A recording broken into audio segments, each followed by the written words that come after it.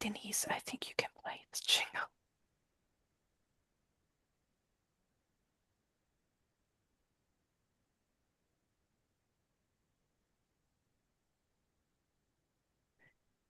So I don't think the jingle worked because I think you didn't share your audio, but that's fine. So hello and welcome to our new episode of Wissenschaft fürs Wohnzimmer, or for our international audience, Science for the Living Room. As you've probably already noticed, today is one of our English episodes, but as always, please feel also free to use the chat in German for your questions. If you feel more comfortable with this, we will translate everything in the end. My name is Melanie Habermann. I'm a PhD candidate at the HFMB, the Helmholtz Institute for Functional Marine Biodiversity, where I'm part of the biodiversity theory group and focus on questions about food web structure and system dynamics. And I'm incredibly honored to introduce our two fantastic guests for today. First, we have Kim Peters, the leader of the Marine Governance Group right here at the HFMB. Kim is a human geographer and focuses on conservation and management questions. And joining us as well is Jennifer Turner from the University of Trier. Jennifer is a professor of cultural and political geography and our expert today on how borders function and sometimes even fail. And that's the key. Today, Kim and Jennifer are joining forces to discuss how these concepts of borders and management apply to the ocean. And we're going to dive into the core concepts of ocean governance, assess how effective marine protected areas are, and look closely at their limitations. So let's find out if we can truly draw a line in the ocean and what happens when we do. And as always, I'm not alone, so also say hello as well to my lovely co-host, Denise. Thank you so much, Melanie. And hi, everyone. And it's pity that we couldn't hear the sound. I will do my best next time. So I'll keep short on my end. I am a PhD student working at IFIT Beginner Institute in Potsdam. And I'm from the permafrost coast groups. And my thesis is focusing on the changing shore face dynamics on the Western Canadian Arctic. And I'm looking forward to hearing more from our audience and also from our speakers today. Thank you very much. Do I go ahead and share my screen now? I think. So hopefully this will work correctly. Okay. Hello, everyone, and good evening from my living room and from Jennifer's living room. And we are delighted this evening, as Melanie and Denise have introduced, to talk to you a little bit about ocean governance, how we do, how we can manage the seas for conservation purposes. So who are we first? Melanie has very generously introduced us this evening. But as she mentioned, my name is Kim, and I work with Melanie at the Helmholtz Institute for Functional Marine Biodiversity. And I look after our marine governance group, thinking about how the seas and oceans are governed. And that means thinking about social, cultural, and political processes that impact how we can govern effectively. I'll hand over to Jen. Hi, everybody. Good evening. Thank you so much for having me. Jen Turner. I'm in the Cultural and Political Geography Department at the University of Trier. And strangely, perhaps to the audience for today, I'm not 100% an ocean scholar. Melanie introduced me as I guess, an expert in borders, and I would position myself in that way. But my work started originally and most prominently, I guess, thinking about prisons and the border between the inside and outside of law-abiding society. And in a few moments, I'll tell you how and why Kim and I came to be writing or co-editing a book about the ocean. And on that note, I suppose it is a big question. How do you go from prison to the ocean? Well, it turns out with a lot of enthusiasm, some years of collaboration, and quite a bit of interest in borders and lines. Kim and I were fortunate enough to work together several years ago now at Aberystwyth University in West Wales, and that's really where our research interests sort of converged together in a really interesting and quite sort of imaginative way to some sense. Our first sort of foray into oceans research was when we started thinking about prison ships. Ships that might be prisons, or perhaps prisons that might be ships, depending on how you want to look at it. And we started to think about the sea as a space of really interesting movement and control. And throughout this, then after publishing a couple of papers, we started to think about movement and control more broadly in this book called Carceral Mobilities, Interrogating Movement in Incarceration. But throughout all of this, we were led to consider which other spaces and how might spaces be controlled through the use of borders and lines. And that's really where this notion of thinking through the ocean in more detail in relation to its zoning and management technologies came to be. And so we had the chance to work together to think about how we govern and manage our oceans using different theories that came out of this project's thinking through prisons. So that's where we're at now. So what are we going to be doing this evening? So in the short time that we have with you, we want to think about borders that exist in many different ways, but we want to think about, as Jennifer said, how they apply in the ocean. Now, when we try to conserve our oceans, which is really the topic of our talk this evening, we usually control or manage the ocean using something called marine protected areas, or MPAs. Many people have heard of these devices, and they involve, as the second point on the slide says here, drawing a line, as Melanie said at the start, in the ocean. And within that line, within that boundary, you can control the area to try and preserve the ecosystem. But one question that Jennifer and I have been asking, which goes back to the previous slide and our previous work, is how does this work when you try to put a boundary in the ocean? When the ocean is a space that moves, and when life moves within the ocean, people move within the ocean, and the ocean itself is mobile. It's a three-dimensional liquid, mostly, space. So what we want to ask and what we want to tell you about this evening is whether drawing lines in the ocean can actually help us for conservation, or if we need to actually think outside of those boxes and those boundaries and think about ocean conservation a little bit differently. And so our talk this evening is split into three simple parts, I guess. First, we want to talk about how we do currently manage our seas and oceans. Then moving forward to what might be possible. How can we manage the seas for conservation? Before concluding with some thoughts on, if we know what we can do, what should we do to manage the seas and oceans? So let's start with part one. What are we doing at the moment? How do we manage the seas for conservation? Well, Kim's mentioned this already.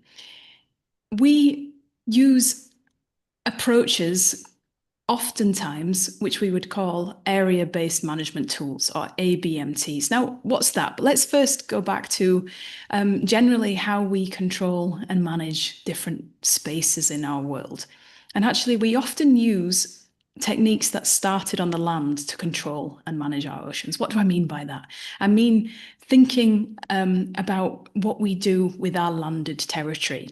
Zoning space has always been and continues to be a method for establishing control or claim in our society. And this is very much a fundamental part of the way that our world works. You know, think about the different countries all over the world. We are living in a world full of zones or areas. And so this approach then has been easily, perhaps problematically, as we'll see later, has been translated into what we most conventionally do with our ocean spaces. And so we often use, especially for conservation, these things called area-based management tools. And there are different ways to do this, but the best example of this in the ocean is the thing that we call marine protected areas, or MPAs. And as Kim briefly introduced us to earlier on, this is a line drawing process. It means designating areas. Sorry, Kim, go back one if you don't mind. It means designating areas within the oceans so that either things can only happen or perhaps must not happen in those areas. So, for example, we might set up an area where fishing is not allowed, or perhaps drilling for oil is not allowed, or an area where, for example, certain species are protected. And we see these all over the world. And you can see on the slide there a few examples of zoning mechanisms around Antarctica, and perhaps you'll be surprised to see on the slide there just in the middle, just how many of these exist in and around Europe. Next slide, Kim, if you don't mind. And I guess now that I've described this, it kind of makes sense, right? You know, this area-based management approach makes sense. You know, think back to our landed world. You know, there's something that goes back to ancient times. You know, if you want to control a given area, you put borders around it and you can control the activities within it. But maybe it's obvious to say, and it should be obvious to say, but oftentimes, as Kim will tell us, it's really not considered enough. How do you even make this work at sea? The sea, hopefully, for most of the time, unlike the land, is moving. It's liquid, it's fluid, and you can't really build walls in it, erect fences, or draw literal boundaries. And beyond that, it's not just the water that's moving, it's the things in and on and under the water, the fish, the people, the boats. You have the power to move in and around and through these watery spaces. And you'd think that would be a problem, but yet we persist, we continue to draw these lines and zones and create these borders which enclose our seas and oceans in different ways. And I think we see this in all of the strategies that we see around the world. So effectively, there are many, many conservation strategies that aim to govern the conservation of our ocean. So how do we look after our ocean? We want to set targets to do that. So in 2010, there was a target after the Convention of Biological Diversity that said, let's try to protect 10% of our oceans by 2010. And now we're at a moment where we want to try to protect 30% of our oceans by 2030. And to do that with these marine protected areas by drawing lines in the ocean and controlling and managing what is within it, as Jennifer said, by preventing certain activities or conserving or protecting certain ecosystems and even species. So what we have is that really this desire to protect the ocean is manifested in global targets. And you'll see on the screen there is a report that's come out that looks at how we can try to protect the ocean with these targets that are about putting more of these marine protected areas into our ocean. And also on the slide here, these are some photos from the UN Ocean Conference, or UNOC, that happened this summer. And this was a big topic at the UN Ocean Conference. So this is really driving conservation targets at the moment and approaches to how we conserve our oceans. So this persistence that Jennifer talked about, this desire to keep putting zones in the ocean, is part of a global strategy. But actually, the evidence is a little bit more unclear as to whether or not these zones actually work. So I think the most important thing to say is that marine protected areas certainly can work. There are studies that show that when you create a zone in the ocean, of course you can't put a fence up, you can't put a boundary up, but you can draw an invisible line and measure and monitor whether or not you have more species abundance in that zone. If it was falling before, so you stop fishing, are there going to be more fish there afterwards? But at the same time, so there are examples where this works really well. but also there's evidence that maybe they're not always as effective as we would like them to be. So before this talk, I had a look on a fantastic website called Protected Planet. It has some of the best statistics on the number of protected zones that there are worldwide. You might be surprised to hear this evening that there are over 16,500 marine protected areas in our oceans. I'm always so surprised by this figure, that there are so many of them. When I ask people how many marine protected areas they think they are, sometimes people say, oh, you know, in the hundreds, or maybe there's a few thousand. There are many, many, many marine protected areas.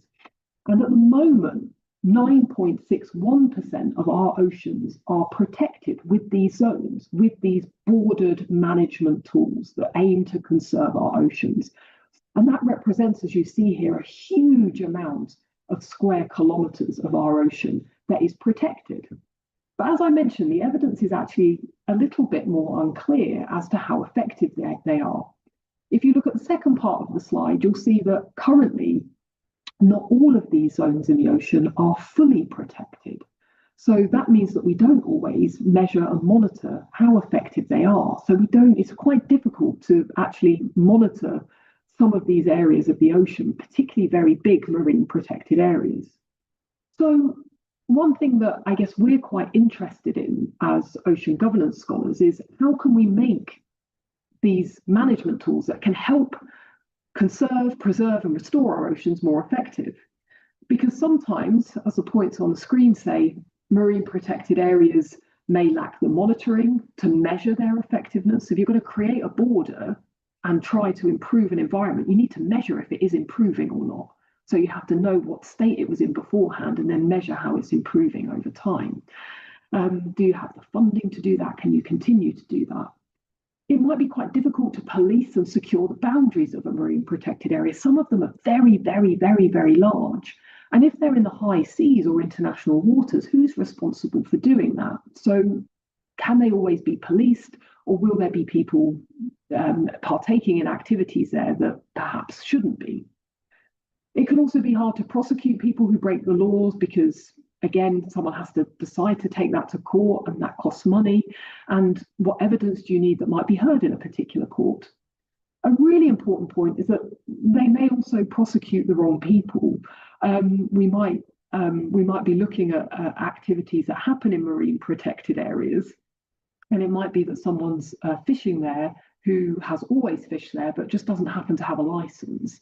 It doesn't mean that they should not be allowed to fish in that zone, but because that's a created area, it might prosecute people incorrectly.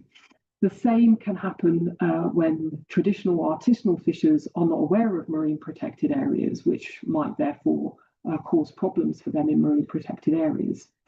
Another issue with marine protected areas is they can move the problem. So, for example, you might protect a species in one area, but then if you allow fishing somewhere else, it will cause the abundance to fall somewhere else. And of course, conservation targets might move as the planet warms more. So you might be trying to protect one ecosystem, but the species or the part of the ecosystem you might want to protect might no longer be there anymore because it might have moved where it is under those conditions of warming. One of the biggest issues, of course, is that we create marine protected areas to meet the targets I just talked about. And then they exist on the map, which we see, but they don't exist in practice. So there are lots of issues with marine protected areas. And just to reiterate and repeat, this doesn't mean that they're bad things or that we shouldn't have them.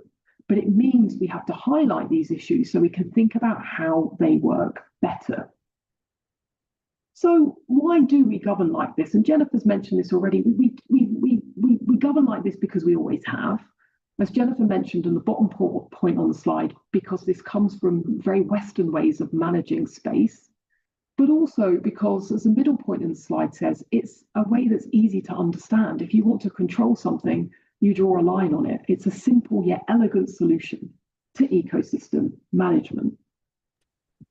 And this is really then the point that takes us back to jail, so to speak. And it's where we return to the crossover of our different interests. And in recent years, Kim and I, after some conference sessions and thinking through the politics and performances of ocean governance, we started to question, are we locked in to specific ways of doing governance? Are our approaches to conservation, carceral? Carceral is a theory that comes from the word incarceration. So are we stuck in these ways of doing ocean governance? Are we trapped? Are we confining ourselves and our world in different ways? And this goes back to work that Kim published in 2020, which sort of reiterates these landed logics that are being used to speak to ocean conservation. And these logics are so powerful that they're rarely questioned. But question them we have. And we have asked ourselves and the authors who've been involved in the book that we've recently published, can we imagine different ways of protecting the marine environment without using these lines and borders, these marine protected areas? Would they do something different? And would that be better? You know, will we be able to push the limits away from the lines, and to imagine and perhaps in turn build different governance futures? And this leads us to the second part of tonight's talk, which is, how can we imagine the seas for conservation? What might we do differently? And as Jennifer mentioned, this is what we talk about in our book, and you can access it. It's open access, so it is free to download and have a look at.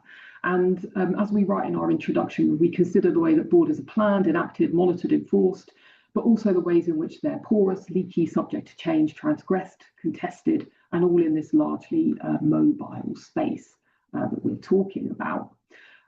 So I want to actually turn to this question of are there other ways in which we might govern?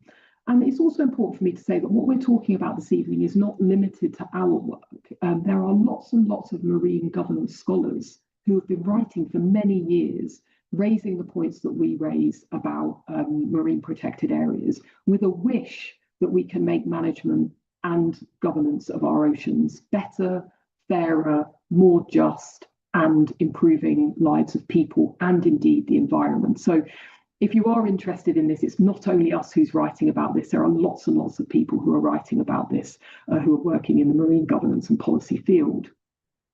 So how can we do it differently? Could we imagine something that's called flexible and dynamic governance? Now, there's a really fantastic scholar who's based in the US called Sarah Maxwell and colleagues who have raised this question. I've just mentioned that people are talking about this. Can we do things better? Can we do things differently? And Sarah Maxwell says most spatial management techniques, marine protected areas that we've talked about, draw stationary boundaries around mobile features. And while these approaches work well for stationary marine resources, so for example, coral reefs are a really great example. So again, we're not saying marine protected areas are bad. We're simply saying, do they work in every scenario? To be most effective, Sarah Maxwell says, marine management should be as fluid in space and time as the resources and users we aim to manage. So for example, do marine protected areas have to exist all of the time? Or could they be seasonal? We might want to manage a part of the marine environment during particular seasons where, for example, there might be species that are going through processes of breeding, for example. It might be that we want to manage seasonally around areas of ice melt. It might be that we want to create networks of marine protected areas. So not just one marine protected area here, one here, one here, one here, but a network or a chain of marine protected areas that link together that might help migratory species as they go on a particular journey. So that way the marine protected area becomes mobile itself. So it's not something that's static. Or we might have marine protected areas that are time limited. So they might be there for 5 years or 10 years until we see that there might be some improvement in species richness or abundance. and then we no longer need them. So we can then think about where else we might put a marine protected area on a map. At the moment, when you tend to create a marine protected area, it's there and it stays. But are there these more flexible and dynamic approaches? And this brings me to an example that we'll use just to bring our talk towards a close this evening. I want to talk about a very particular management measure that engages with this flexible and dynamic approach that I've been talking about. So on the map, you will see Alaska, which is obviously on the western, well, it depends on where you are in the world, but looking at a kind of a usual world map, we would find Alaska there on the west coast of America. And Alaska is obviously a place that is at the moment facing lots and lots of different changes. And one of the big changes that's happening in Alaska is that with ice melt, we're seeing an increase in shipping traffic that's moving through what we call the Bering Strait, which is a really narrow stretch of water that exists there by Alaska. And what that's really called for is the need for improved management measures, because there's lots of users of these waters. There's indigenous users, there's shipping users, there are many different species and many different biodiversity richness. There's also migrating whales that are in these regions. So this has called for some management. Now, we could put a marine protected area there, and we should say, well, here's a zone, here's a management tool that stops shipping going into areas where there are migrating whales.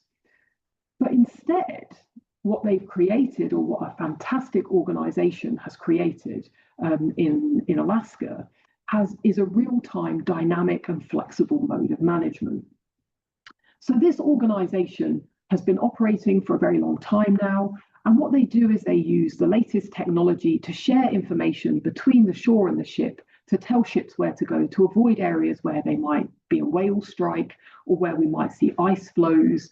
And that way we can manage the environment without putting a static border and boundary around it. So we can do that in a really dynamic way that might be more suited to the ways in which the marine environment works and all of its mobility, going right back to the start of the talk and what Jennifer said. And this is quite interesting because one sort of solution for how to manage the marine environment has been to create a maritime motorway. So we could actually use a static tool. We could use, it's not quite a marine protected area, but we could say ships should only travel by one path through the ocean.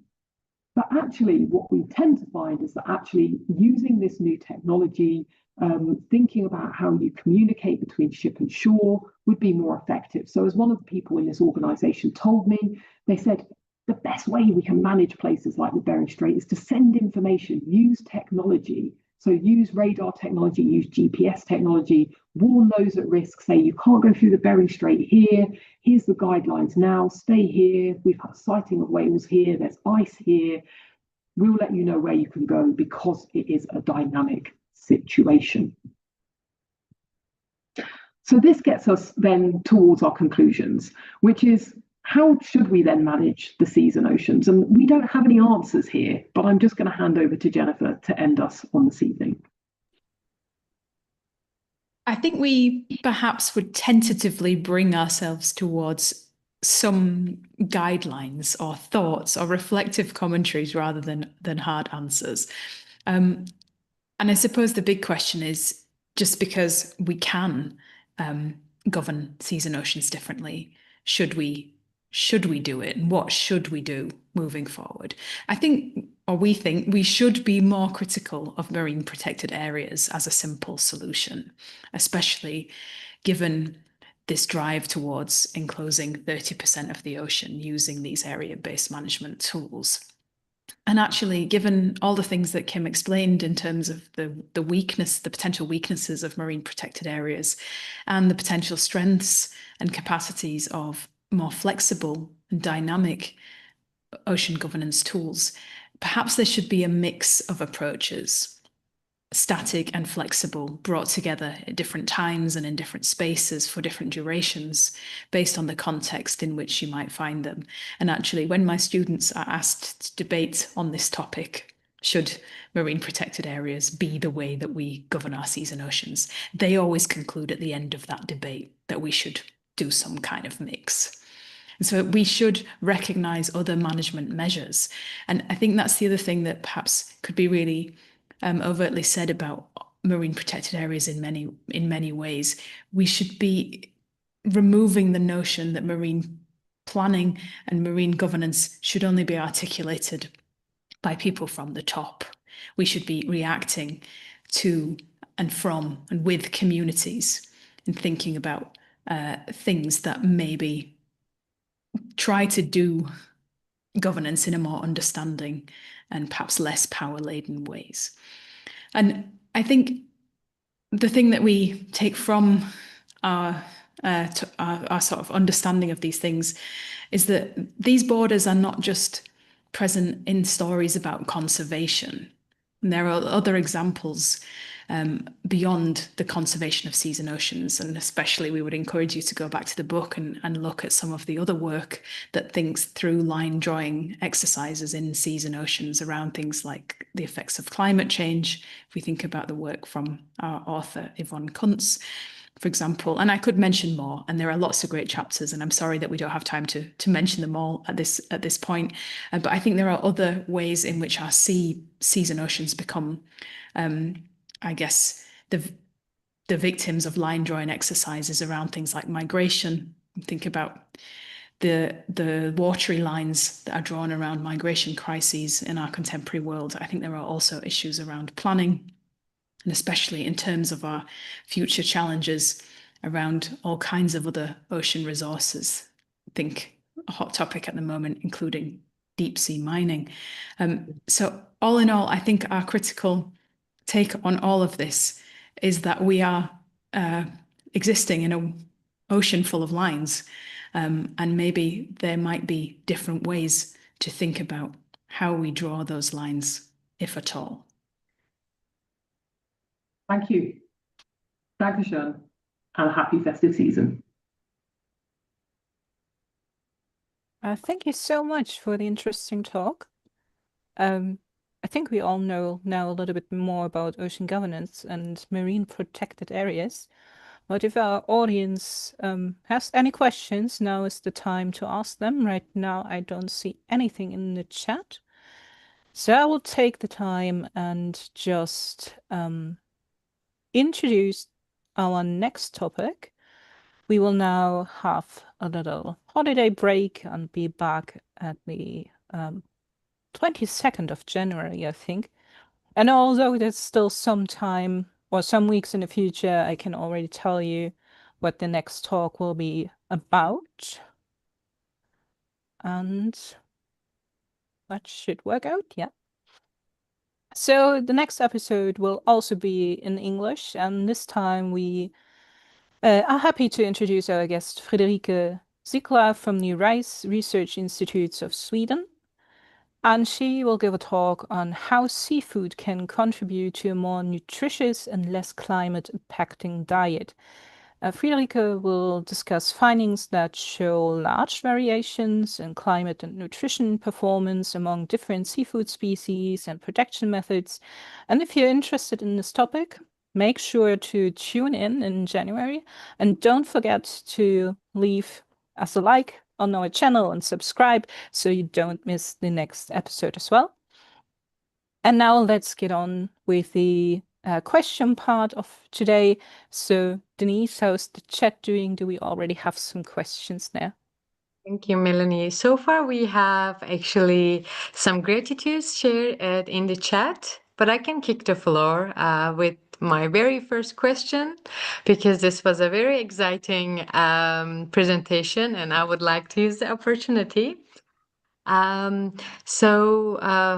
heard Kim was saying that there are about 16,000 or more than 16,000 marine protected areas, which is equaling to almost 10% around the world. And my question would be more since the climate change is advancing, how do you see the number of these marine protected areas? Would they be more increased because we need to protect more areas since the species are getting more into danger? Or do you think the number of those marine protected areas would change, as we also spoke about ocean governance, and this shouldn't be the only way? Yeah, it's a really great question. And there's kind of two parts to the answer to that question. The first part is that marine protected areas are generally, they've been an advancement of other types of area-based management tools. So the specific thing about a marine protected area is that it may result in some form of species improvement, so better species abundance or richness, but a marine protected area is specifically designed to assist an entire ecosystem rather than just a species-based approach to conservation. So that's the first thing. So it's a really ecosystem-based approach to conservation. So they're really designed to think about particular ocean ecosystems, in particular places that are identified as being critical. But they're not always automatically recognised as being relevant for climate change, though of course they have that purpose. And Jennifer mentioned that in the book we have a chapter on this by Dr. Yvonne Kunz, who actually talks about the ways in which marine protected areas are also being recognised as a way in which we might be able to attend to climate change. But to do so, we would have to be creating very large marine protected areas. So what this also alerts us to is that when we say marine protected area, we actually mean many different things. So a marine protected area can be very small. So some of those 16,500 are very small. So we might be talking the size of a bay that's very close to a local coastline. Or they might be, as some of the ones in the Southern Ocean are, many, many, many hundreds of thousands of kilometres. So we're seeing, and if you want to have a marine protected area that could possibly help in efforts towards climate change, they would need to be these much larger ones, where therefore the way in which the ecosystem is potentially protected would also have that effect. So I do think we are seeing there's been some very good papers written about this, not by myself, that are about the ways in which there is now a move towards what we call LSMPAs, large-scale MPAs, which are designed in part to be thinking about this kind of management. So I hope that somewhat answers your question. Thank you, Kim. Maybe I continue with a question, because I was wondering during your talk, how often are MPAs discussed? So where new MPAs should be drawn, if you want to stick with that language. Because I can imagine if multiple countries have to come together, it probably also takes a lot of time to just talk about it and agree on something where they should be all the things, all the different interests that the governments have for certain areas of the ocean. So how often does it happen? And is it flexible enough just time-wise to deal with some forms of climate change? So for example, I think it's on the coast of Florida, where we have a lot of bleaching with the corals and lost quite a lot of ecosystems there already because the bleaching is so bad. So if that's now decided, oh yeah, we will have this as a protected area from 2030 on, there's not really much use in it, right? So how do they deal with that? Yeah, it's great. And again, Jennifer, if you want to chip in, please do. It's a really good question. And again, a little bit like the answer to Denise, it's not simple. When you want to create a marine protected area, you can create them in one of two places, within your national waters or in the high seas. Now, if you are creating them within, so every coastal nation has a territorial sea. for those coastal nations, if you want to create a protection zone, you can do so because you have jurisdiction within that particular zone. So it becomes much easier to do that. But it is much harder to do that within the high seas. And so how often do these things get created? More often than you think, but there isn't a sort of deadline. So countries will create them when they are needed, based on the evidence, often based on scientific evidence that gets collected and collated, but also around targets. So when we approach a particular target, we need to create this number of marine protected areas by this date. You can see that countries start to create more of them, hopefully in the places where it's good to have them. But so you can create them there, but it's much harder to create them in the high seas. And that's where your question's very interesting, because we have a new legally binding treaty that was ratified this year.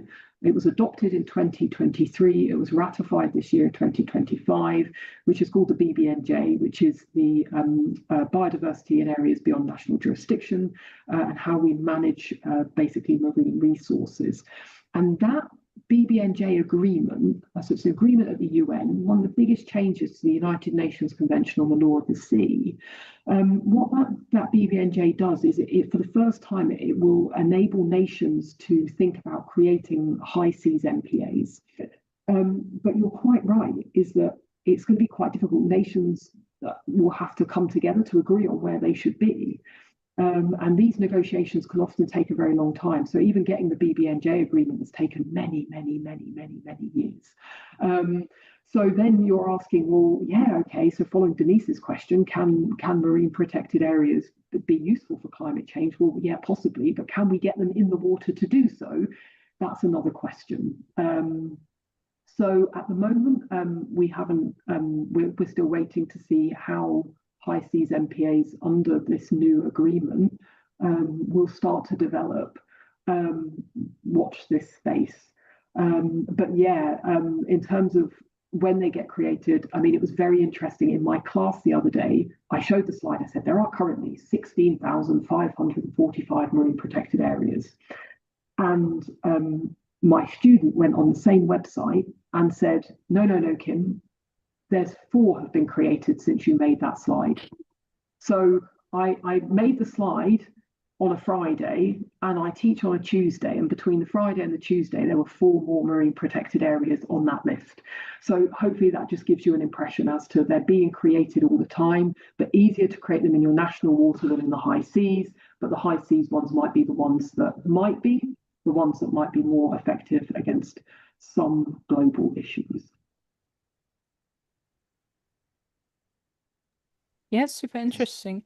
And following to that question, because you were talking about that they are mainly intended to see the whole ecosystem, and I was wondering if they do that, do they also include human intervention in some of these ecosystems? Because especially if you take into question or take into account indigenous people that live in certain areas for a really long time and have their traditional methods of fishing and interacting with the ecosystem, I would personally put them as a part of the food webs there, so as a part of the ecosystem.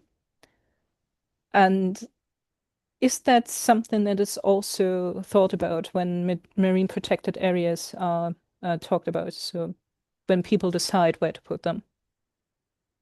Yeah, I think there's very rich work on this that looks at how people are absolutely essential when we think about marine protected areas. I might hand over to Jennifer here, who might have some slightly more to say on this, but there is fantastic work on this. It's also quite critical.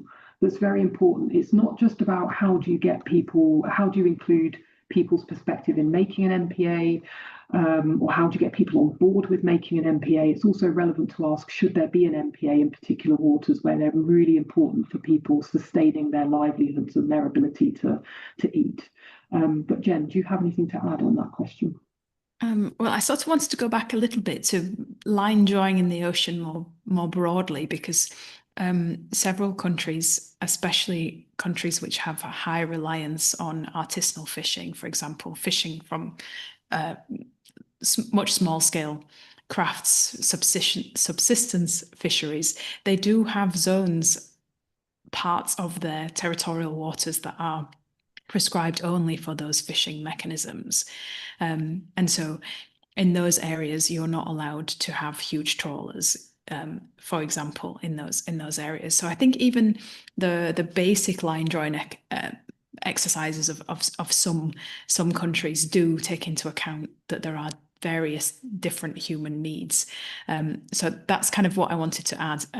But ultimately, there are lots of marine protected area formulations that come, as I mentioned before, from the ground up, so to speak, that are led by people who have a vested interest in those areas. And it kind of raises a problem. And Kim, correct me if I'm misremembering my legal geographies of the seas and oceans. Some marine protected areas are enforceable by law, others are not.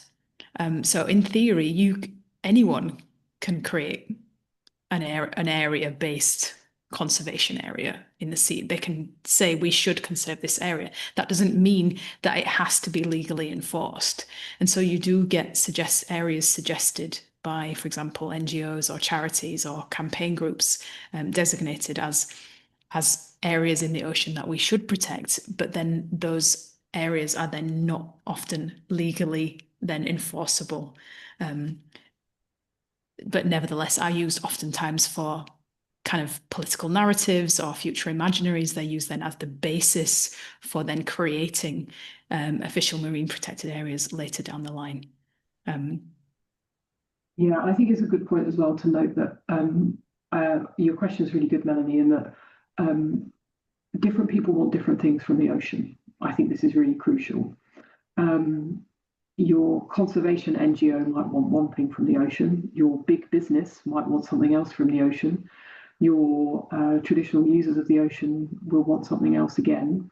And management is basically a way of navigating, sorry for the maritime pun, these different interests. And it's worth noting that there are winners and losers in these compromises. So not everyone wins, and oftentimes the powerful players will win in terms of who gets to actually use those oceans. And I mentioned there's some very critical work, about I mean, I won't go into it because it's not so much my area, but I think that we have to be very aware that where marine protected areas are made, communities should be engaged with. They should be informed, ideally part of that process, but also that a marine protected area might also do harm to communities if it's being driven by interests that don't meet their interests. And that is very, very, very, very critical to mention. So, yeah.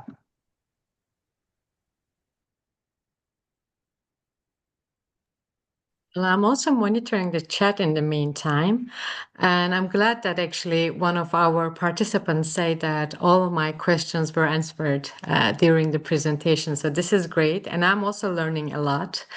And I also appreciate what Jennifer mentioned before about how to establish another MPA, like whether me as a dentist can go ahead and come up with some,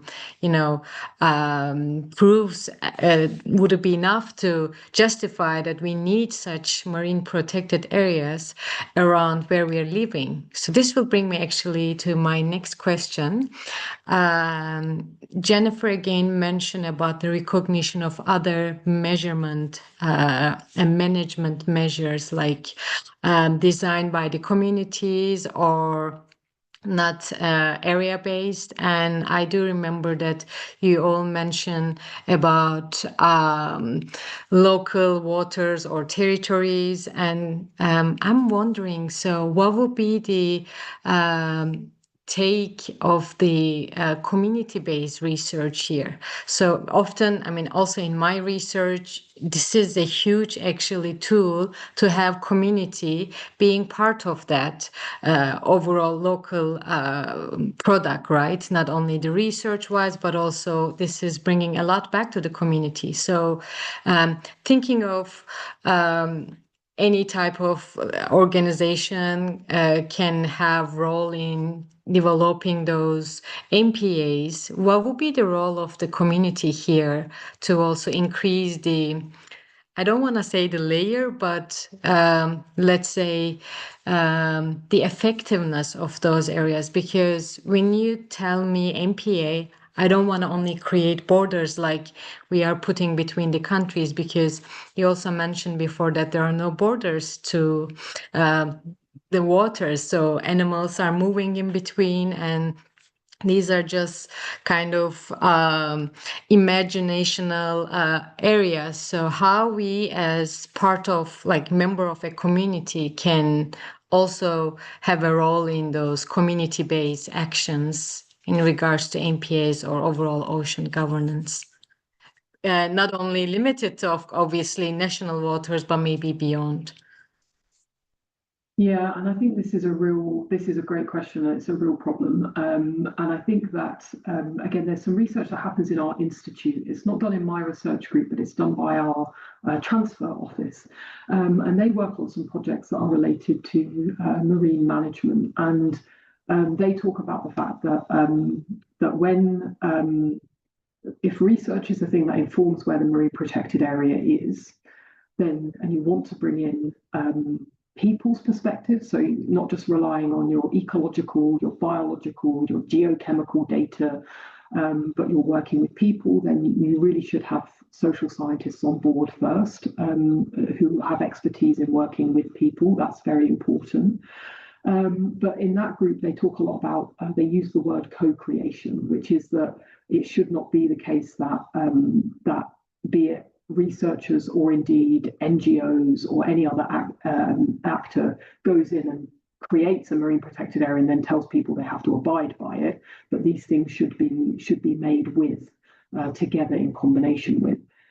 But I think beyond that, if I was to say even more on that, I think that we also have to acknowledge that these management tools have a history that is rooted in a very Western way of governing, which we talked about very briefly on our slides, too briefly. And that in itself is quite problematic, because we're imposing a very particular vision of how to protect and conserve our oceans. That doesn't always speak to the relations that people have, the care that they have with the ocean. So I think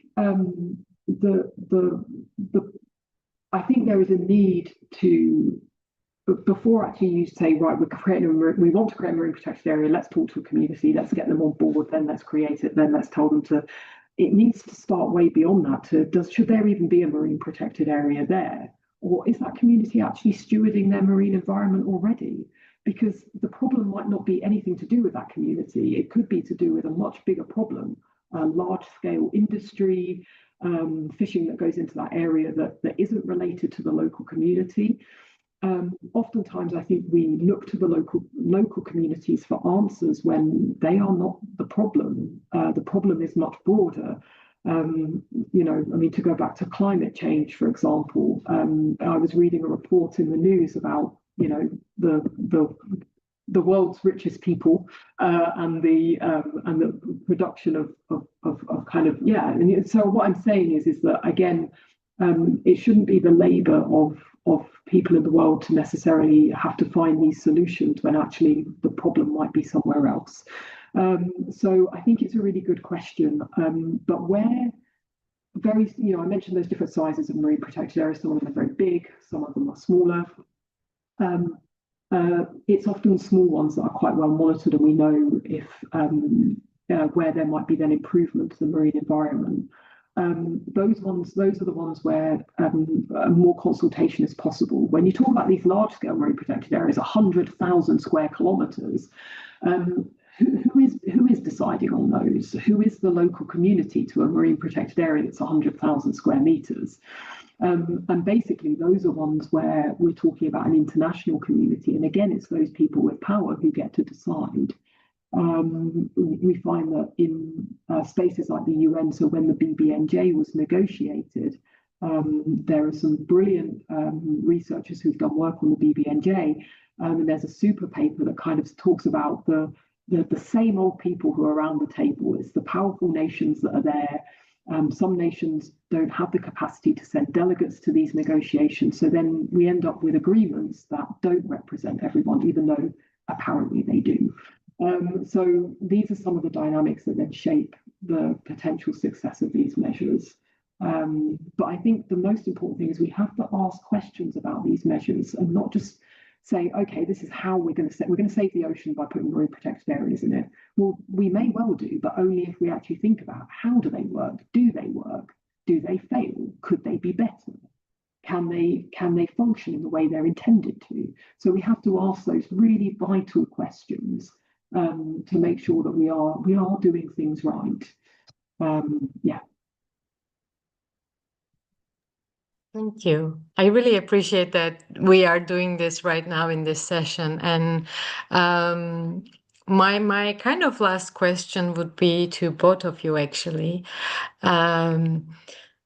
You also talk about communities, local communities, indigenous people. They are actually doing much better when they are alone in what they are doing, because subsistence, right? I mean, it's part of the sea, is part of the life, culture, the living style. And this is also what I felt during the UN Ocean Conference in Nice. I had a chance to participate there, and I saw there was a huge participation on the indigenous level from all around the world, and this was super nice. But at the same time, I felt like what we are discussing in this room, kind of staying in this room.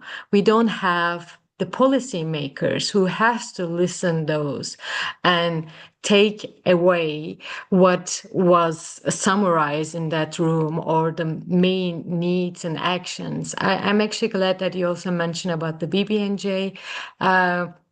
And, you know, the agreement not only highlights the MPAs, but also capacity building and technology, and often is the problem the budgeting. So we say that, okay, this is important, but maybe it's looping back to, again, some leaders that they are always visible in those areas who are giving the final decision. And this is kind of maybe a personal, I don't know, question from me to you. Like, how do you feel when you join to those high-level meetings? Like, in the end of the day, do you have the hope that something is changing? By the way, I'm saying this as a person who is highly hopeful that we can make the changes starting from ourselves. But my question is, like, do you still think that this should be the structure of those meetings, or we need to have a different style, giving more opportunity to those from the community who are the very first, you know, victims of those impacts coming through the events in ocean or different climatic changes? Should I go first, Jen, or would you like to? Yeah, I was just going to say, I mean, it's interesting you mentioned this because we've just seen that the COP has just happened. So the Conference of Parties has just happened, and it was very well reported in the news that there was quite a lot of resistance and protest at this. I think one interesting thing is that I would agree with you that we see a greater presence of perhaps Indigenous and traditional perspectives, but I don't necessarily think that always means that they're included. I worry that it's just make sure people are there, but it doesn't mean that has any realization in practice. But I also want to be very careful not to speak for those communities. But I think one interesting thing is that they, because I certainly couldn't and shouldn't, but I think that one thing that is really interesting is how communities are part of struggle, that they push back, that they resist, that they refuse things that don't, and that is where there's a lot of power. And I think that there's interesting points that can be raised through those particular actions. And just in terms of hope, yeah, I mean, I teach an ocean governance course every year. Every year I feel slightly more depressed, and probably so do my class. And I feel sorry for them sometimes on a Tuesday afternoon. But actually, what does give me hope is my class, actually. I come out of Tuesday having talked about the things that we've also been talking about this evening. And I'm sitting talking, and as I have with you, Denise, and you, Melanie, this evening, and hopefully people who are listening online, who really feel passionately about these issues and do want to see change. And that's what gives me hope. And that's the thing that we can't lose. So, yeah. So a sort of shout out to my class, actually, for giving me some hope. I'll echo those thoughts, Kim, but maybe I'll draw it back a little bit to some of the other kind of theoretical work that I do, because I think this issue of lack of voices for certain communities takes us back to this point of how we are kind of locked into these ideas of ocean governance, and how we might use, or at least interestingly for me, how we might use these analogies of carcerality to understand what's going on in terms of ocean governance. Because and I don't want to go down a side point too much, but when we think about carcerality, we think about a situation where people are confined deliberately for punitive means. And let me not create parallels between incarcerated persons and Indigenous persons, for example. But what I mean by that is that we are living in a world that is what we might describe as carceral. And that's, that phrase comes from a book I co-edited with some colleagues, Hanneke Stout and Julianne Wiegels in Amsterdam. And the premise is intrinsically that we're living in a world that negatively discriminates against certain people, and punishes people, oftentimes people who are in less power-filled circumstances, and creates a circumstance where people are often criminalized for doing the things that are associated with their everyday lives. And we could see that when we go back to Kim's examples of why MPAs could be perhaps problematic. They're often punishing the wrong people. And so I think in the work that I do, which I guess revolves around these notions of justice and injustice, I do really try to bring in the work of incarcerated persons, for example, in my day job when I'm researching prisoners. And I think it's really important to get the voices of the people who are part of this unequal power dynamic. And I think there are really good research practices as well as policy making practices around stakeholder involvement that can really feed into a more just way of governing the world. And so I suppose maybe in a day job that I do that is fairly depressing in terms of its themes, I do find hope, and you do find these power struggles that Kim talks about. And struggles is really the right word here, because I think it does imply that it's going to take a lot to change our structures that are so enforced and so persistent in both our ocean and landed worlds. And people will continue to struggle, but you would hope that with the likes of Kim's students and my students and the people who are in this room and in the audience, and the effects of a more forward-thinking set of policymakers, we would be able to create a more equal platform for these conversations around these issues, which hopefully leads to a more productive and more just future for managing seas and oceans. Nothing about us without us, actually. I really appreciate that you also mentioned the minorities and their voices are actually important and equally matters. And I hope that it will improve in the future initiatives. And as my takeaway, I mean, you being in this room and this time of the day and explaining us about your book already shows me how hopeful you are about the situation. And thank you so much again. And I will definitely have your book and looking forward to discovering more in that. Back to you, Melanie. Yeah, I think that was already a really, really good point to come to an end. So with a little bit of hope. So I won't ask my last question because it goes into the direction of network science. I was quite intrigued when you were talking about, maybe MPAs can also work as networks, but maybe that's just something that I look in your book again, if there's something about that, or we can have a chat at the Institute. So I think we can close now because I don't see any questions in the chat.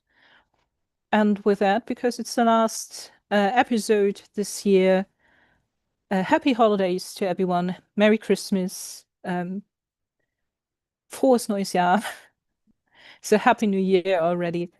And we see all of you in January. So bye. Wissenschaft fürs Wohnzimmer. Hope it worked this time.